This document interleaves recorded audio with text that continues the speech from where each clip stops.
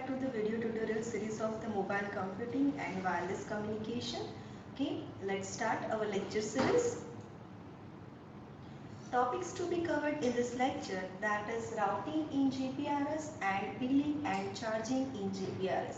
Now before starting our topic, let's recall our previous topic, that is GSM architecture, GPRS architecture, and we have learned about the MOC, that is a mobile originated call, and MTC, that is a mobile terminated call in GSM.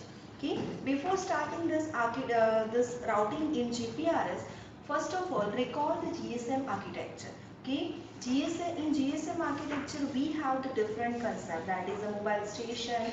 Then we have the BTS, and then we have the BSC, and after that MSC is there, and MSC will be communicated with the gateway MSC if there is a call of the different mobile network. If the call of the same mobile network, then MSC will redirect the call to that particular mobile station.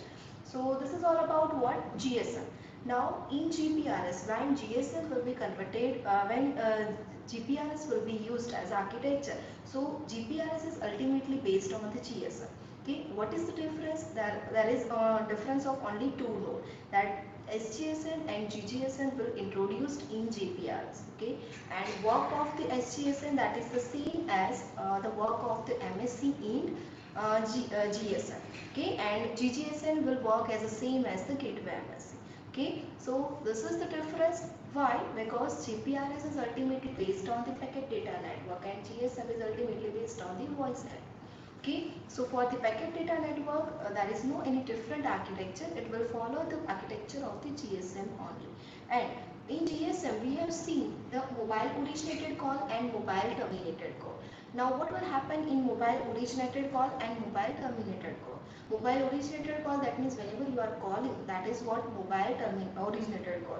And whenever you are receiving the call, that is what mobile terminated call.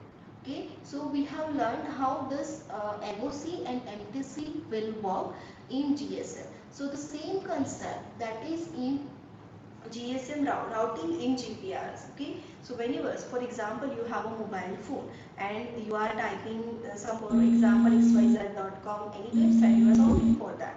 Okay, so you will type that particular address in your, you will type that particular address in your address bar in your Google. Now, whenever you will search on that, that page will be, that request will be redirected to that particular server. So that is what origin, that means that is originated call. For example, you have a mobile phone and from that mobile phone, you will type in, for example, for any website xyz.com, that means you are surfing for it. You are surfing for it. Okay, so whenever you are typing that particular address and you will just press the enter, so what will happen, that will convert it into one HTTP request. Okay, and according to that HTTP request, that will transfer to the origin server, and from that origin, or that origin server will process on that particular request and it will reply back to your mobile. So that is what originated and terminating, that means you are doing the request, that is what originated call, and server is reply according to that particular request, that is what a terminated call. Okay, so likewise that will happen in routing in GPRS also, that is call originated and call terminated. Now let's see how routing in GPRS will take place whenever we are communicating with two different LAN network, and whenever there is another packet data network is there. So let's see how this happen. Now our topic is routing in GPRS. For example, it is one PLMN and another PLMN 2. Public LAN mobile network 1 and public LAN mobile network 2. For example, it is two different types of network. One is of the Vodafone and another is of the network. Just take an example. Now here, as I discussed you the different entities of the GSM and GPRS. So that is that one mobile node is there, and that mobile node is communicated with BTS, PSC, and then it is communicated with the SGSN. Now all of you know what is the meaning, functionality of the SGSN. It will work according to the MSC in a GSM. So all the call routing and all the maintenance will be done by the SGSM. Now here there is one intra-PLMN GPRS backbone. Now what is the work of this intra-PLMN GPRS network? That means the homogeneous network. Okay, and it is communicated with the SGSN and GGSN, and again it is communicated with the router gateway. When there is a call of the two different PLMN network, so at that time it will use the router gateway to route the call in the different PLMN. Okay, so same functionality, let's see the same functionality in the PLMN2. As you can see in this figure, same thing will there, BSC is there, BTS is there, then SGSN, intra-PLMN GPRS backbone, and GGSN is there. GGSN that is based, GGSN that is gateway GPRS support node. Now here you can see this is the inter-PLMN GPRS backbone. Inter-PLMN GPRS backbone. That means when the PLMN and public line mobile network 1 and 2 that will be communicated with each other. So at that time this inter PLMN GPRS backbone will be used.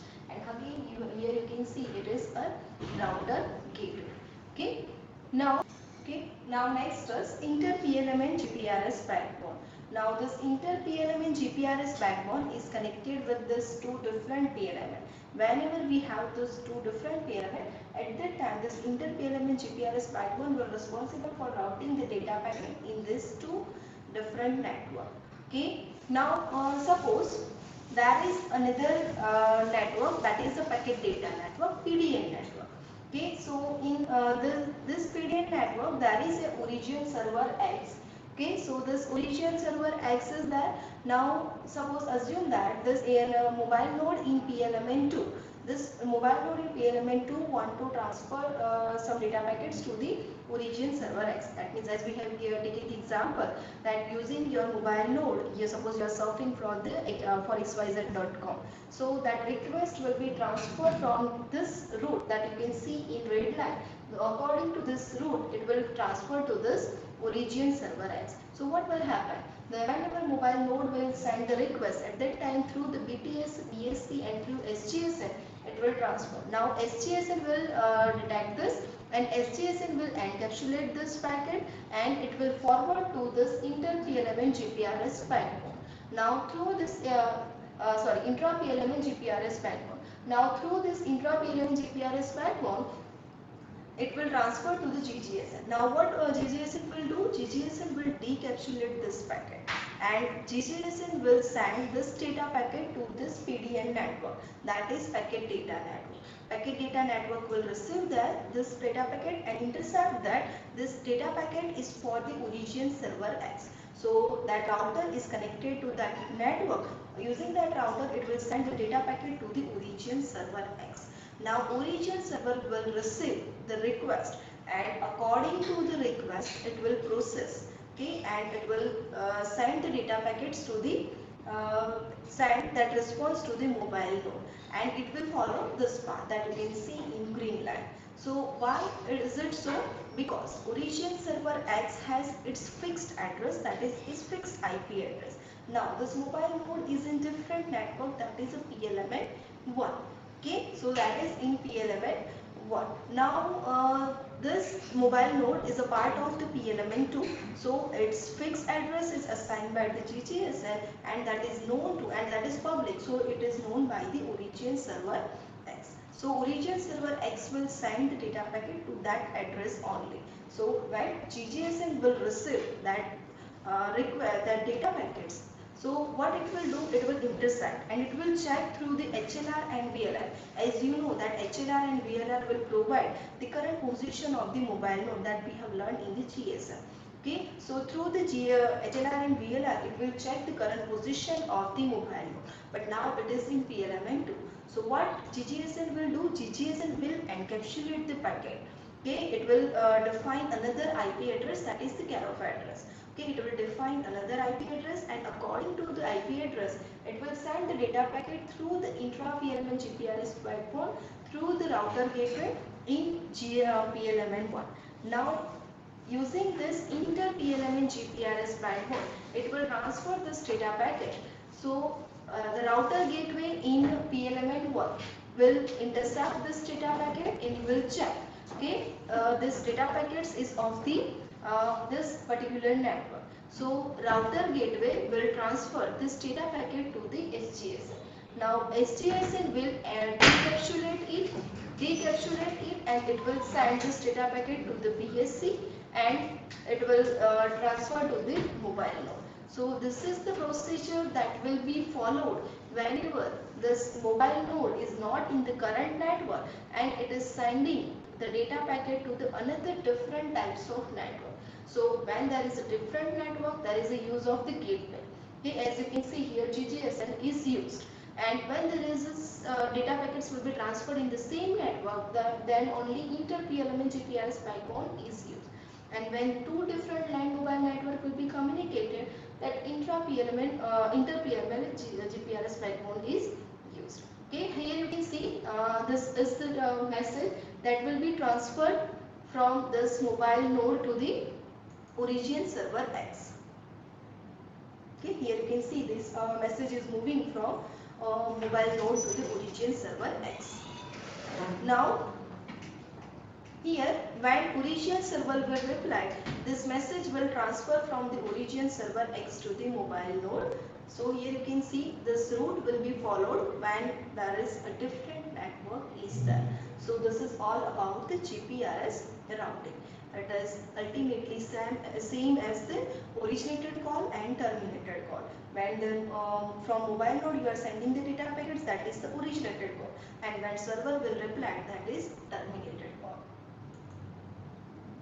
Now next topic is billing and charging in GPRS. Okay, so billing and charging in GPRS, that is a tariffing of data in wireless, that is often a challenge. Okay, now how in GSM and how in GPRS this billing and charging will be done? In GSM it is based on the time duration, based on the how much time that circuit will be used. So based on that the billing will be done in GSM.